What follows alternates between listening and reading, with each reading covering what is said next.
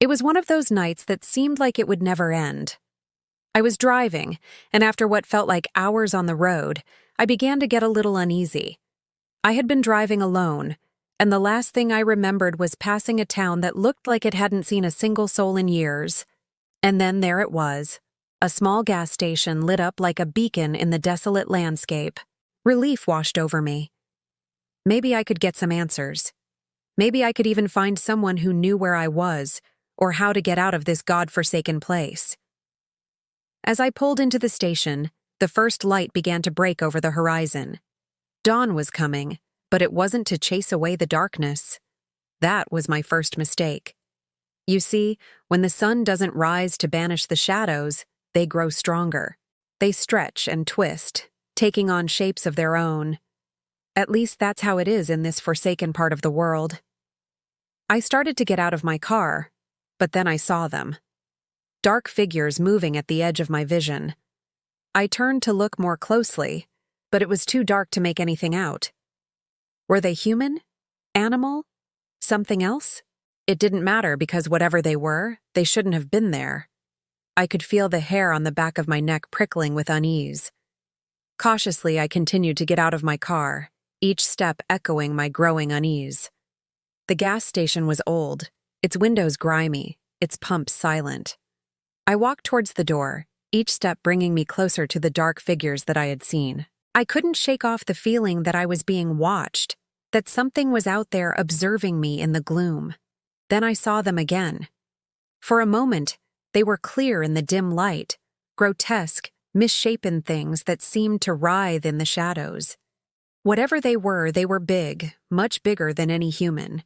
Their forms were indistinct, wavering like heat waves in the desert. But I could sense their presence, their coldness seeping into my bones. Terror tightened its grip on me.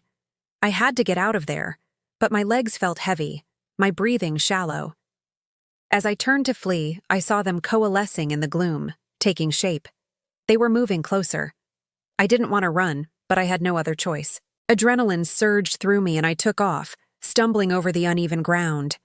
Behind me, I heard a sound that will haunt my nightmares forever. A low, guttural growl that seemed to shake the very foundations of the gas station. I didn't dare look back. I just ran, my heart pounding against my ribs like a trapped bird. The growl grew louder, more menacing. It was coming closer. I could feel its hot, fetid breath on my neck, hear the rasping of its voice right behind me. "Get away from me!" I screamed into the darkness, my voice cracking with terror. But there was no answer except the relentless growl that pursued me. Suddenly, the gas station loomed ahead, its windows like vacant eyes staring into my soul. I had to get out, had to escape this nightmare. I fumbled with the door, desperate to find shelter. Finally, it swung open and I stumbled inside. The bell above the door jingled, sounding like a death knell in the silence. I was in a small room, maybe 10 feet by 10 feet, with a single flickering light bulb hanging from the ceiling. In front of me was a counter, and behind it a door that promised an exit. I ran to it, my hands shaking as I reached for the handle. And then I heard the sound that froze the blood in my veins. A voice, raspy and ancient, like the voice of a corpse. "You can't escape us now," it hissed. I whirled around, my eyes wide with terror. In the doorway stood one of the creatures from my nightmares, its eyes glowing red in the darkness, its teeth long and sharp like shards of glass. Behind it, I could see the others, their forms shifting and changing in the shadows.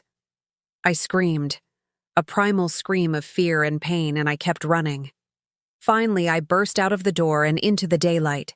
But the relief was short-lived, because standing there in the pale light, blocking my way, was the creature that had spoken. Its eyes boring into mine, I could feel the darkness seeping into my soul, stealing my hope, crushing my will to live. But somehow, I managed to scramble past it and keep running. And that, my friends, is when the sun finally rose, chasing away the darkness and the monsters of the night. I never looked back. I never wanted to see that place again. And I never forgot the terror of that night. The night I encountered the creatures of the darkness at the gas station where the sun never rises.